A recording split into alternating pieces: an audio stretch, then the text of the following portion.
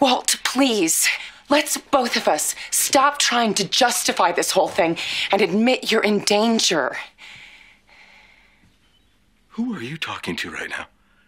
You're kidding. Well, what about Richie? He must be devastated. Richie's gone. Well, what do you mean, gone? Gone. I am not in danger, Skylar. I am the danger. A guy opens his door and gets shot, and you think that of me? No. I am the one who knocks. Where?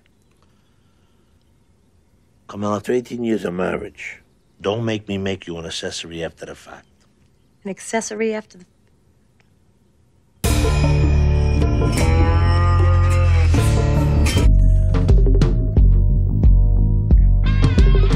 Tony Soprano and Walter White are undoubtedly two of the greatest anti-heroes in modern television.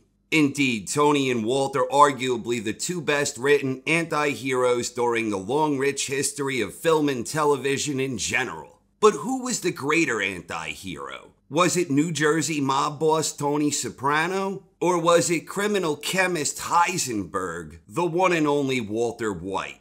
Today we're going to attempt to answer that question in the ultimate battle of anti-heroes. Together we will explore a highly scientific, completely objective, and a thoroughly comprehensive set of 42 categories to determine which of these two degenerate criminal scumbags has the makings of a varsity anti-hero.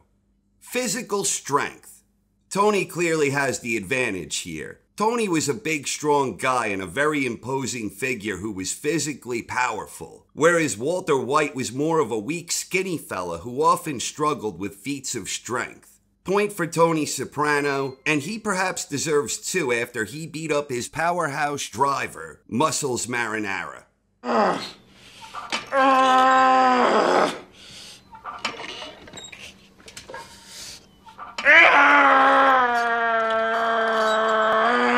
Book smarts. Tony Soprano may have taken a semester and a half of college, and Tony Soprano may have understood Freud better than Dr. Melfi, but this category is clearly one for Mr. White. Walt was a highly educated egghead, a master chemist, and a well-read man who had a great understanding of history and current events alike. Point to Walter White, and he probably deserves more considering the average IQ on The Sopranos was rather low in general. Chiral, chirality, mirrored images, right? Active, inactive, good, bad. Street smarts.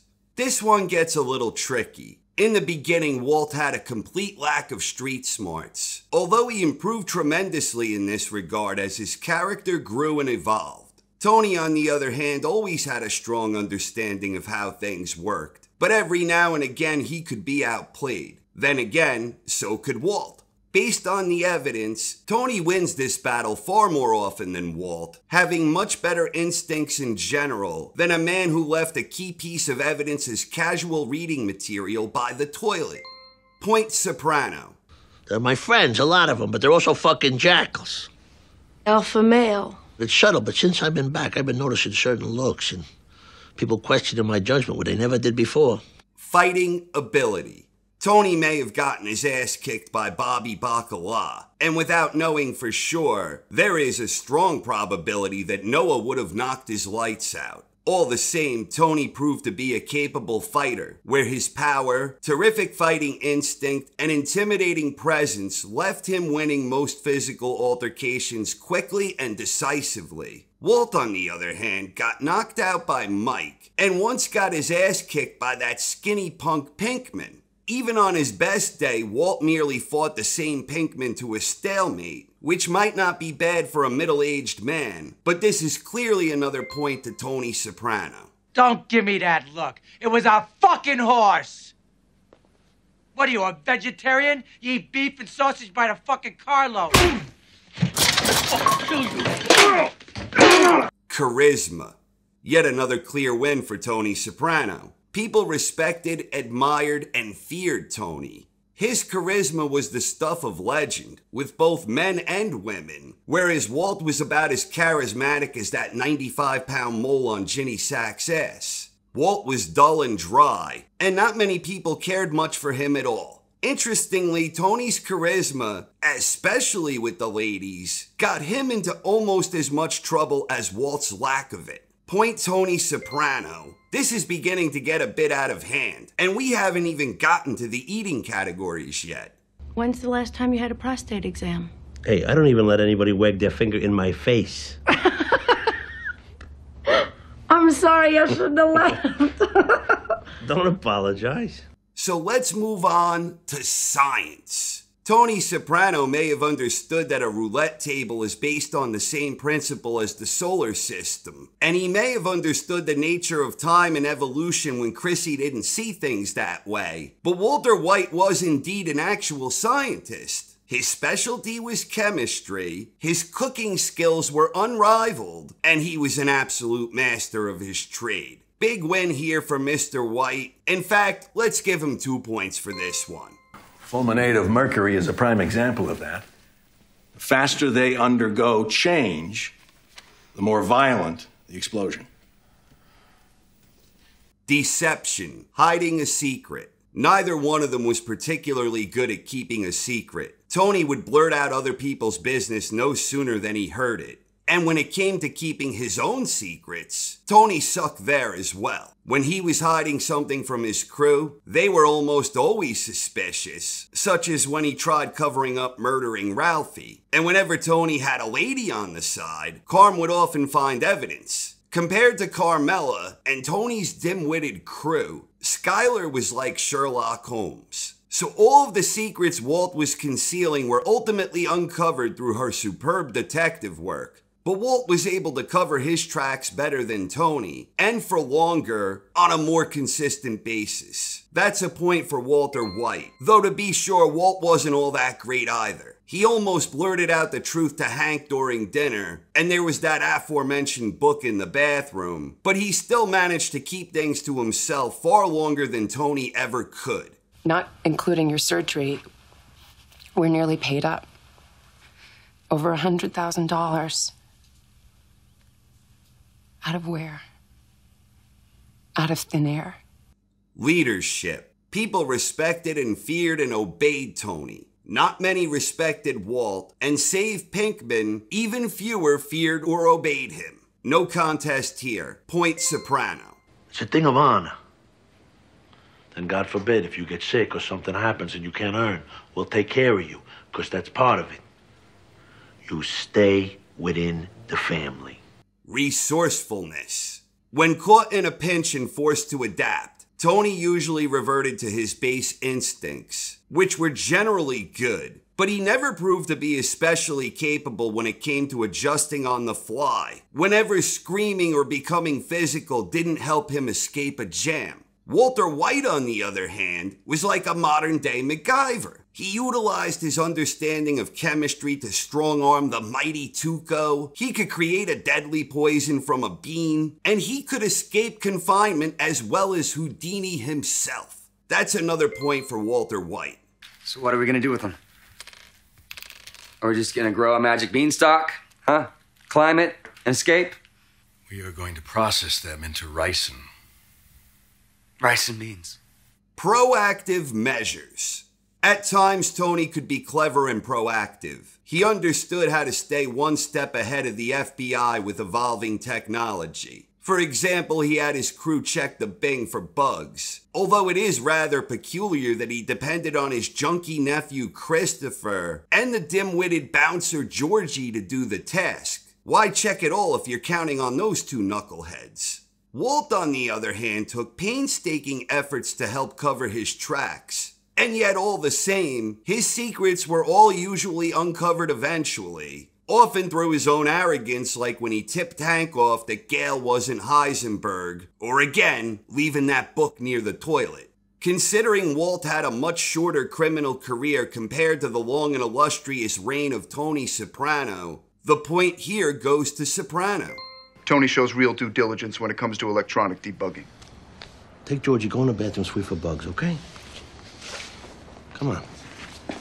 Dexterity. In terms of using one's hands effectively, Tony may have never had the makings of a varsity athlete because of small hands, but he was capable of throwing a punch, pulling a trigger, doing the occasional yard work, and he could eat a mean sandwich. But as a chemist, Walt probably has the edge here, where he is skilled at using precise measurements to cook a pure product. He could poison Lydia's stevia packet without a trace, and he could otherwise manipulate his environment in clever ways, like when he made the battery from available materials while stranded in the desert with Pinkman. Point for White. Washers and nuts and bolts and screws and whatever little pieces of metal we can think of that is galvanized. It has to be galvanized or solid zinc. Singing in the car. Neither one of them has a particularly good voice, but Walt's efforts seemed more forced, out of tune, and out of sync. Tony isn't much better on this front, but his heart is clearly in it. Then again, Walt's heart was clearly in it too, when you consider that he was so distracted in song that he got pulled over for lack of attention. But still, Tony's edge and showmanship provides him with a narrow margin of victory. That's a point for Tony, but for the record, Uncle June sings better than both of them, and so does Gail too. Who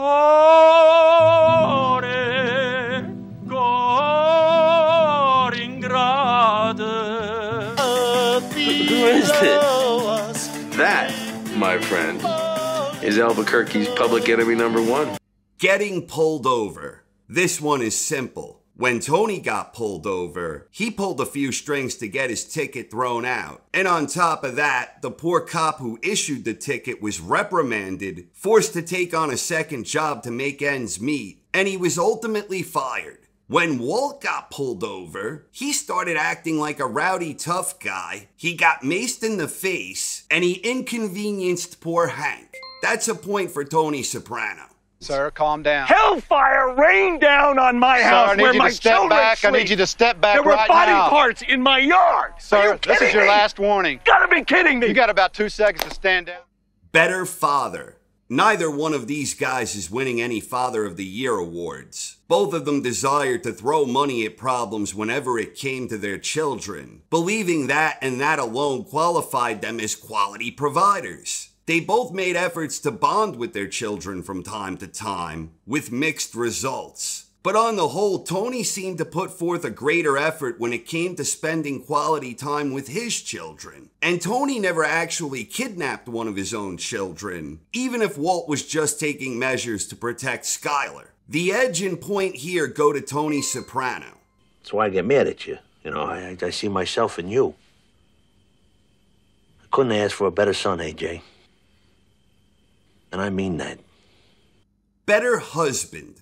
Neither one of these guys is winning any Husband of the Year awards either. Both of these criminal degenerates regularly lied to their wives, gaslighting and threatening them if and when it suited them, and both often viewed their own wives as obstacles that interfered with their passions and goals. Tony, however, made a complete mockery of his marriage to Carmela, which was also a transactional relationship predicated on quid pro quo, where Tony would gladly cheat on Carmela whenever opportunity knocked, and he almost always had at least one relationship on the side behind his wife's back. That shifts things largely in favor of Walt, so that's a point for Mr. White. You have made a fool of me for years with these whores. Now it's come into our home? What are you talking about? The Russian called. Your son answered the telephone. Oh, jeez. Getting laid. Tony wins this one for the very reasons stated above. Tony was always a magnet for sexually thirsty women, whereas Walt rarely ever got any action from Skylar, and he had absolutely no women on the side. Indeed, the few times Walt appeared to be making a move on another woman, he was promptly and decisively shut down. That's an easy point for Tony Soprano. Connie! Connie! This is Mr. Soprano. Tony, how you doing? Connie DeSapio. Better wife. Carmela versus Skylar.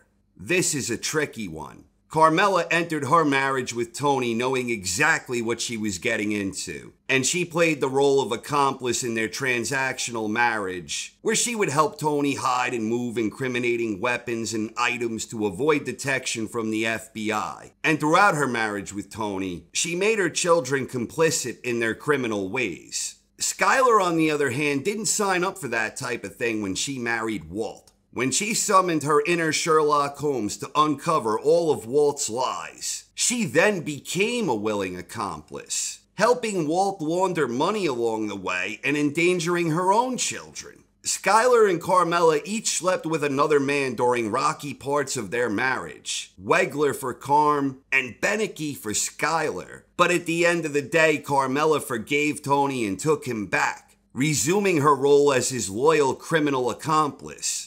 Skyler, on the other hand, ultimately refused to flee with Walt, which caused an altercation that led to Walt Jr. calling the cops. Skyler never actually betrayed Walt, at least not in ways he wasn't agreeable to by that point. So all things considered, Skyler proved more loyal than Carmela. And Skyler never stole 40 grand hidden in Walt's duck food stash.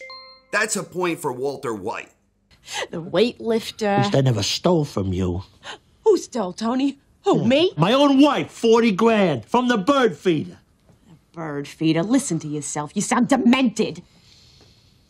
Better family. Marie and Hank were boring and lame. A kleptomaniac and a rock collector. Oh joy. Uncle June, Janice, and Tony's mother were often a nuisance and a drag, but at least family dinner with the Sopranos provided a lot of drama and excitement, where it was never a dull moment, especially when Tony's skills as a varsity athlete came up. Point for Soprano. We still get those season tickets, big brother? All I know is you never had the makings of a varsity athlete. Oh, son of a bitch! What? Did I just tell you not to say that again? Say what? You don't like the way I talk? Get out of my house. Cooler kids. Meadow was a spoiled Italian princess, and AJ was a dim-witted stunad. Walt Jr. was classy, and the baby was too young to have any faults beyond being an infant. Advantage Walt. So what now, you suspended? I don't know. Tony, do you know how serious this is? He may be expelled. What'd they say? Nothing. They just sent me home. Said to bring you guys into the principal's office. On your mother's birthday. Cooking. Walt cooked a mean breakfast for Walt Jr., but Tony had some mad barbecuing skills when it came to steaks and sausages. Tony even marched around like the king of the Gavones wearing a sausage necklace while he played the big man at his father-in-law's 75th birthday bash. Beyond that, the one time we see Tony cooking in a kitchen, he's cooking Italian food, giving him an inherent edge over Walt. Point for Tony Soprano. There they are. Hey, Ma, Uncle June. You're using mesquite. That makes the sausage taste peculiar. Whose wife was a better cook? Carmela was an incredible cook. She made a mean lasagna, and she was usually willing to prepare any type of food Tony desired. Carm also kept a well-stocked fridge full of Italian goodies and other food Tony might crave. Except that one time Tony grew perturbed over the lack of smoked turkey. Skyler, however, forced poor Walt to eat veggie bacon, and adding insult to injury, she made him start eating it on his 50th birthday. Oof, Maron. Good God, woman. The man just turned 50. Let him eat some real bacon, at least for one more damn day. That's yet another point for Soprano. Hi, how'd it go? What's it take to get some fucking smoked turkey in this house, huh? What? I bust my ass all day long. When I come home, I want a little smoked turkey. Is that too fucking much to ask? Eating. That's a point for Tony Soprano, no explanation necessary. In fact, Tony's deservedly getting 2 points here. On my way to Welsh Farms, get a triple blueberry sundae. Good for you. Enjoy. Hot summer night. Go for it. You deserve it. All right, yeah. I'll talk to you later. Holding one's liquor. This is a tricky one. When Tony had too much to drink, one time he got his ass kicked by Bobby Bacala, and another time he nearly got himself killed by Furio. When Walt had too much to drink, he once acted like a complete ass and got his poor son ill, And another time his ego took over and he brought more heat upon himself when he convinced Hank that Gale was no Heisenberg. Neither one of these guys was particularly good at holding his liquor when he over-imbibed, but Tony's lifestyle led to more social drinking on the whole, which suggests that more often than not, he probably did a better job keeping it together than Walt. So that's a point for Soprano. Oh. Chateau Pichon, Longueville, 1986. 86? Ooh, baby. Show me the money. Cigar smoking. Tony was a more experienced cigar smoker, but all the same, Walt had better form and looked the part. Or maybe he didn't, but he's falling far behind here, so Walt's getting the benefit of the doubt on this one. Point for Walt. I'm sorry, man. I wasn't thinking. No. It's okay. You mind if I have one? You think that's a good idea? Hank, I've already got lung cancer. Saving money. With Tony Soprano, money came in one hand and went out the other. Tony had a costly and lavish lifestyle, with entitled, spoiled, rotten children, a materialistic wife who was always blowing money on something, a bunch of side ladies, all from the very high-maintenance spoiled princess variety. And Tony loved gambling, Tony loved shiny new items and big yachts, and Tony loved living large. Sure, he usually had a few emergency fund kits stashed away, but Tony wasn't big on saving. On the other hand, Walt eventually made so much money that Huell was able to lay on the gigantic mattress made of money with dreams of Mexico. Indeed, Walt earned so much damn money that his poor wife couldn't launder it quickly enough. That's a point for Walter. Where is the money? I gave it to Ted. What? You did what? Nicer home. Tony had the nicer home, no question about it. And Tony would never ever waste a pizza by throwing it on his roof. That Walter White is a real stunad sometimes. And that's another point for Soprano.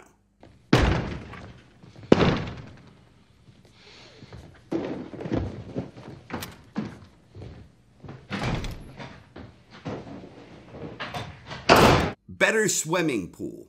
Tony had a nicer swimming pool, but sometimes his sacred ducks would hang around the pool, and that resulted with the accompanying collection of duck shit. The pool was also the location where Carmela robbed Tony of 40 grand from the duck food near the pool, and that same duck food later attracted a bear that nearly frightened poor AJ to death. On the other hand, Walt's pool saved him from the dim-witted consequences of burning his own money, where he was able to salvage most of it by using the skimmer with his awesome dexterity on full display. Tony, however, had an awesome pool party, and Walt never had a pool party, which makes this race tight. Tight. But Walt's skill with the skimmer gives him the edge. So that's a point for Walt. Carmela! What? There's no water in the pool. Yeah, I had it drained. The electricity costs a fortune. I can't afford that. You're the only one who uses it. Better wardrobe. This one is no contest. Adon doesn't wear shorts, but Walt couldn't dress for shit. Tony had fine, tailored suits, even if they were frequently stolen. And he had the good sense never to wear that awful leather jacket, much to the chagrin of Richie Aprile. It also goes without saying that Tony at least had the decency to wear boxers and a nice robe. I think we can all agree that no one needed to see Walt in his tighty-whities. Point Soprano. That's it. Oh! Huh? Perfect. You look like Robert Evans over here. Cooler car.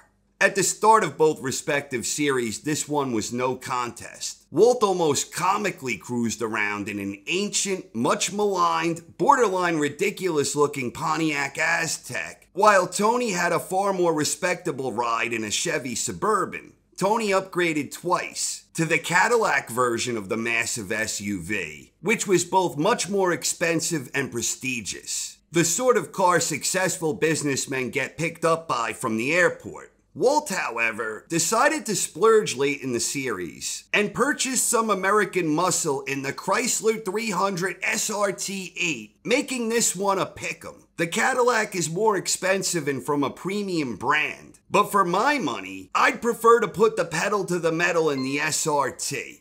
Point white. But he's alive, isn't he? He's fine, just as I planned it. Don't you think I knew exactly how much to give him? That I had it all measured out? Come on! Better driver. This one is easy. Neither. Tony might have had the edge given that Walt spent most of his time putting around in that Pontiac Aztek. But given the number of major car accidents he was involved with, including flipping the Cadillac late at night with Adriana in the passenger's seat, it's fair to say that neither was Mario freaking Andretti. No points for anyone here. What are you doing? You just missed it. Sorry, it looked like a dirt road. I thought you meant further up. Just bang a Yui over here.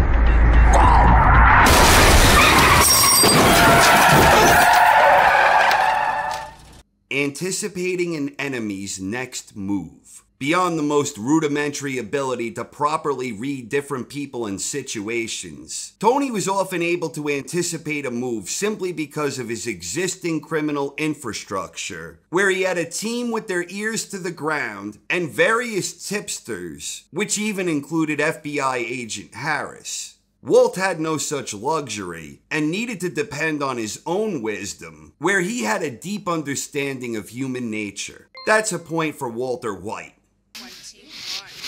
I know you despise me. And I know how badly you want to see me dead. But I'm willing to bet that I know a man whom you hate even more. Happy birthday. Tony's father's ex-Kumad, Fran Felstein, once impersonated Marilyn Monroe's singing rendition of Happy Birthday to a perplexed Tony Soprano, in what may have been a sexual advance. On the other hand, Walt's wife Skylar impersonated the very same Marilyn when she sang Happy Birthday to her boss Beneke, making the entire office party awkward and uncomfortable. On the surface, Fran was putting the moves on Tony, whereas Skylar was putting the moves on Ted. So one might think that gives Tony the edge here. Add to that the fact that Felstein sang it better, but let's just take a point away from both of them on principle here. Happy birthday to you. Happy birthday to you. Happy birthday, Mr. President. Happy birthday to you. Happy birthday to you. Compromising. Tony wasn't exactly Phil Leotardo when it came to the art of compromising, but he understood how to find middle ground, and he knew when to hold them, he knew when to fold them, he knew when to walk away, and he knew when to run. Walt, on the other hand, would stubbornly hold his ground even when he knew he was wrong, and often to his own detriment. Advantage Tony Soprano. You want compromise? How's this? 20 years in the can. I wanted manicotti. I compromised. I ate grilled cheese off the radiator instead. Bigger ego. Tony and Walt both had enormous egos, where each man seemed to genuinely believe that the world revolved around him. But the ego relates back to compromising, where Walt's gigantic, unwavering ego was second to none. That's a point for Walt. Now, say my name. Heisenberg. You're goddamn right. Criminal support team. Tony had celebrated the advantage of a criminal support team for a longer stretch of time, which provided him with a huge advantage. But his entire team embraced a fake sense of loyalty, where every man was out for himself, And let's face it, most of them were incompetent, incapable of doing anything. Walt's earlier days as a criminal left him with a trio of knuckleheads in Pinkman, Badger, and Skinny Pete. Then came the topsy-turvy business dealings with Tuco. Then he had the support of Gus Fring's empire until he burned that bridge. Ultimately, however, in his prime stretch where he earned the most money, he was working with Declan during a period where he had no obstacles and was able to operate freely and walk away on his own terms, retiring like a hockey player. Tony never had that type of obstacle-free luxury. Indeed, he had to kill Chrissy because he was such a derelict. So that's a clear advantage for Walter White, and a big point here. What's the point of being an outlaw when you got responsibilities? Darth Vader had responsibilities. He was responsible for the Death Star. True that. Two of them bitches. Number 1 criminal protege. Christopher Moltisanti versus Jesse Pinkman. Neither one was particularly bright, and each of them was easily manipulated by his respective mentor. They both had addictions that they couldn't control, and both of them exhibited wavering loyalty and a resentful attitude toward the big boss calling the shots. Moltisanti and Pinkman each had opportunities to turn on his mentor. Moltisanti nearly did so, before getting a glimpse into his own future via a struggling family and a shitty car. Ultimately, Moltisanti didn't become a rat, but Pinkman did. Pinkman turned on Walt in the end, and Pinkman aided Hank in attempting to bring Walt down. On the surface, this indicates an edge to Tony, but at the end of the day, Walt spared Pinkman and set him free, whereas Tony murdered Christopher, eliminating the biggest blunder during a long and illustrious criminal career filled with blunders. That is the deciding factor here, and that's a point for Walt. I'm done. No, you're not. You're not done. You're not leaving. Because if you leave, you get nothing. You understand me? Nothing! Jesse! Better most worthy rival. Phil Leotardo versus Gus Fring.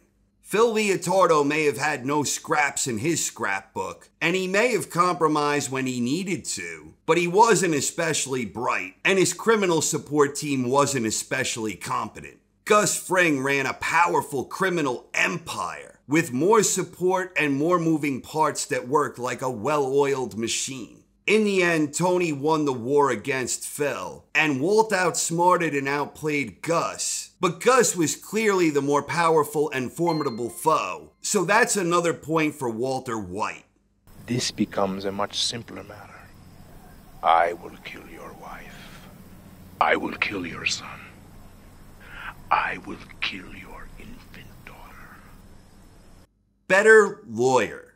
Neil Mink is a damn good lawyer who does an admirable job keeping Tony out of jail. Tony trusted Mink to give Carr money in an emergency on-the-lam situation. Mink also managed to keep himself out of legal trouble, even if he had a boring wardrobe. But Mink didn't have his own spin-off show. And Mink didn't have an awesome signature catchphrase, Better Call Saul. Point for White, and we are all evened up here. Clearly his taste in women is the same as his taste in lawyers, only the very best, with just the right amount of dirty. That's a joke. That's a joke. Better relationship with his mother. Tony's own mother tried to have him whacked, and she was dead to him for a while after that. But even so, Tony cared for his mother and had a real relationship with her. When it became obvious that Livia could no longer care for herself, Tony had put her into a classy retirement community, and he eventually forgave her for trying to have him killed. Walt, on the other hand, never even bothered to tell his own mother that he was dying of cancer. So despite the fact Tony's mother tried having him killed, Tony still had a better relationship with his mother based on all available evidence. That's a point for Soprano. I'm not going to that nursing home. Green Grove is a retirement community, and it's more like a hotel at Captain Teebs. Who's he? Captain owns luxury hotels or something, I don't know. That's not the point. Kill count. This is a 2-for-1. One category is for confirmed direct kills, regardless of whether they are shown on screen. And the other category will also include ordered hits in the tally. Without wanting to go through each and every kill, going by what it says on the respective Soprano and Breaking Bad fandom pages, Walter White was personally responsible for 15 murders, and Tony Soprano was personally responsible for 8. That's 1 point for Walter. And then in the other category, Walt was responsible for having more people killed. And we're not including the plane crash victims here for our purposes, because that wasn't on Walt's orders. Jane is questionable too, although I do believe she is fair game. But either way, Walt has the higher tally here as well. So that's 2 points for Walter White in this 2-for-1 category. And Walter White has now taken the lead for the first time in the contest, with just 2 categories to go. It can be done exactly how I want it. The only question is, are you the man to do it? Figure it out. That's what I'm paying you for. Better Top Advisor. Silvio Dante versus Saul Goodman. These were the men who primarily advised Tony and Walt respectively whenever one was in need of guidance and advice. Goodman was a good lawyer, and he was a criminal lawyer, but his criminal advice was at times lacking. Silvio often came across as nothing more than a bungling consigliere, but in truth he had great powers of persuasion when it came to Tony, and whenever Tony was losing focus, Silvio was quick to get through to him and illustrate the error of his ways without losing his respect. Saul and Sil both remained loyal to the end, but Silvio was more effective when it came to advising Tony. Point Soprano. This attitude of yours, it's a lot of what's made you an effective leader. But we all got flaws, even you. 7 deadly sins, and yours is pride. So it all comes down to this. More dramatic death. A defining trait for any anti-hero. Walter White had a poetic death, where in his dying moments he had a celebratory self-reflection with the belief that he had, on some perverse level, achieved his goal in fulfilling his potential, which all circled back to his biggest regret when he sold out his stake in Gray Matter. We never actually got to witness Tony's death, but Tony got whacked at the end, regardless of any accidental confirmations from David Chase himself in recent years. Trust the art, not the artist. And he got whacked in a blaze of glory in front of his entire family in a public place where he never even heard it coming. Close call, this one. But the edge goes to Tony, if for no other reason than the Don't Stop Believin' cut to black was more dramatic than Walt predictably dropping dead over Baby Blue. And the winner by a single point, the one and only skipper, New Jersey mob boss Tony Soprano. Tony Soprano may have never had the makings of a varsity athlete, but he sure did have the makings of a varsity anti-hero. But Mr. White ain't too shabby either. And at the end of the day, Tony Soprano and Walter White remain 2 of the most beloved and celebrated criminal scumbag anti-heroes during the long, rich history of film and television. And I, for one, thoroughly enjoyed the outstanding performances of both James Gandolfini from The Sopranos and Bryan Cranston from Breaking Bad. They both totally rocked in bringing those iconic characters to life. Thank you very much for watching, everyone. I hope you enjoyed, and have a wonderful night. You and I will not make garbage. We will produce a chemically pure and stable product that performs as advertised. No adulterants, no baby formula, no chili powder. No, chili pea's my signature. Not anymore. There's gonna be a period of transition. Jesus Christ, T. You're gonna take this family into the 21st century. We're already in the 21st century, though, T.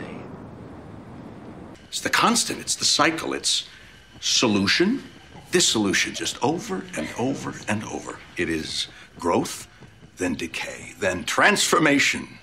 Nowadays, everybody's got to go to shrinks and counselors and go on Sally Jesse Raphael and talk about their problems. Whatever happened to Gary Cooper? The strong, silent type. Fuck you, Bogdo. What? I said fuck you! And your eyebrows! Wipe down this! It's available now, but it's gonna go fast. Of course it's available. Somebody died. Oh, Ma, you gotta stop. You gotta stop with this black poison cloud all the time, because I can't take it anymore. Oh, poor you. Mrs. Schuyler, listen. No. There are a lot of angles to this, okay? It's complicated. All right? So please, let's just sit back down and we'll talk it through. It says with pulp. You like it with pulp. Not this much. I like the one that says some pulp. Prepare, Walt, for the brakes. The brake. I'm braking. Wait, you're using both feet again. It's not stopping. That's the gas. Use the brake. The brake.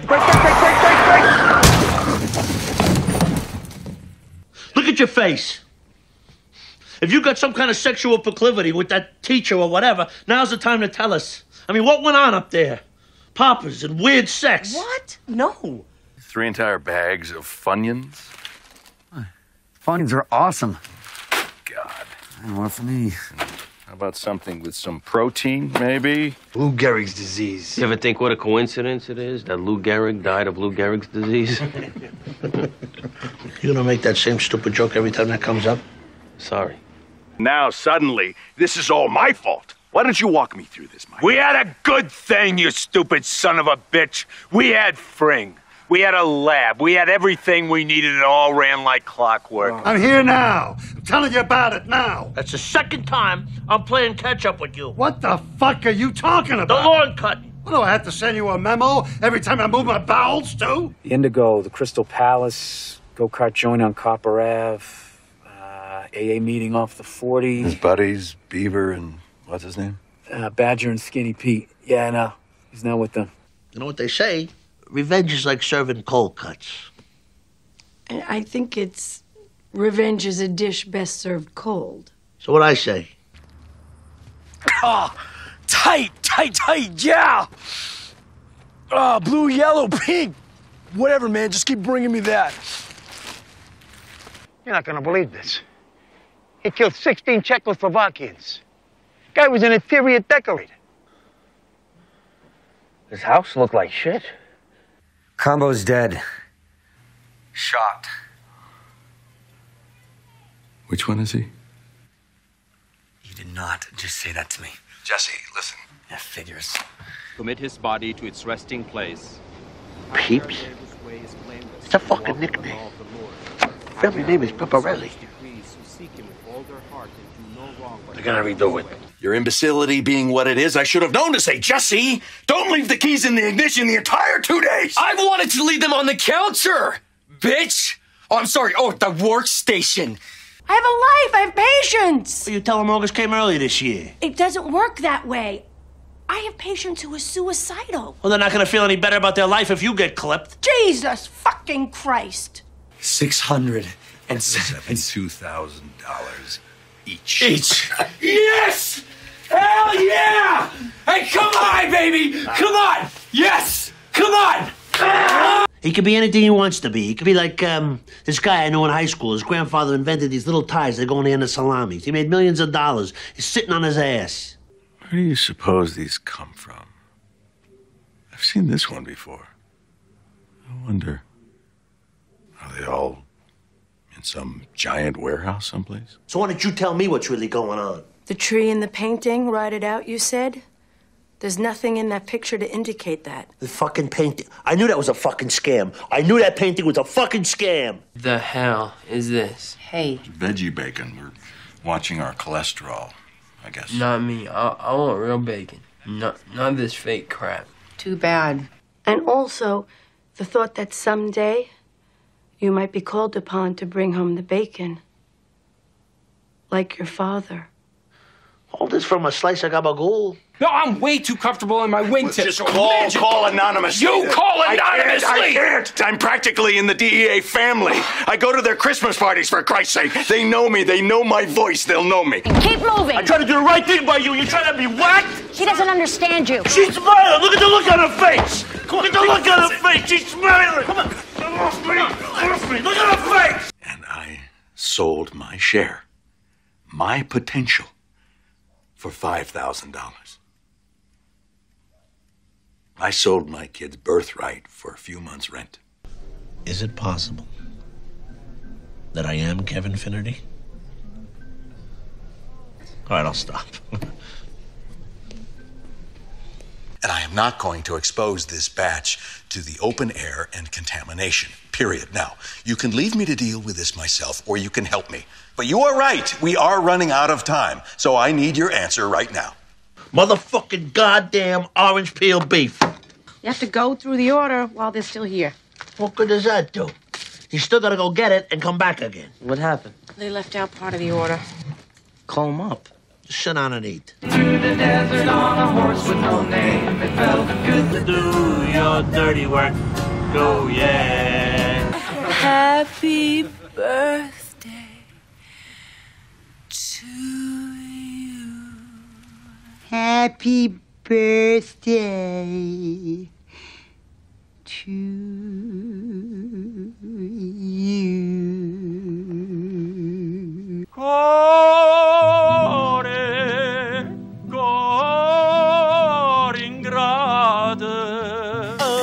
Who is this? That, my friend, is Albuquerque's public enemy number one. What are you gonna do? Are you gonna run off to France? Are you gonna close the curtains, change the locks? This is a joke. Come on, Skyler. You wanna take me on? You wanna take away my children? What's the plan? I don't know! Free to sit back for 20 fucking years and fiddle with the air conditioning and fucking bitch and complain and fucking bitch to me, to your priest. Fuck it. You need to understand. I have to hear one more time that you did this for the family. I did it for me. Let me tell you something, AJ. I don't care how close you are. In the end, your friends are gonna let you down. Family. They're the only ones you can depend on. I liked it. I was good at it. Every decision you make affects every facet of every other fucking thing. It's too much to deal with almost. And in the end, you're completely alone with it all. Hey.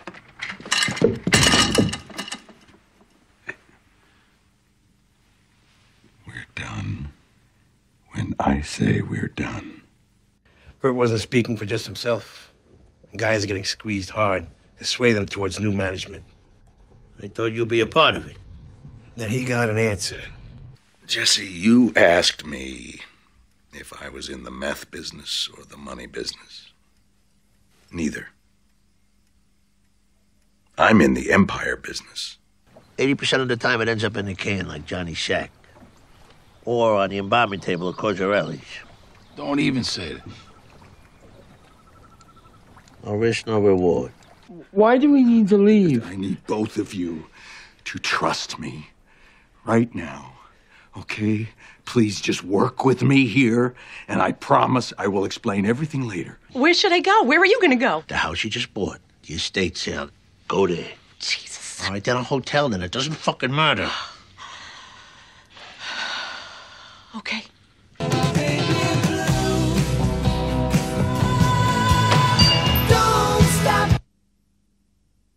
You're done. You are done! You know, Quasimodo predicted all this. South of the border, down Mexico way. Hermanos, pues hermanos, delicious chicken griddle fry. Pues hermanos, pues hermanos.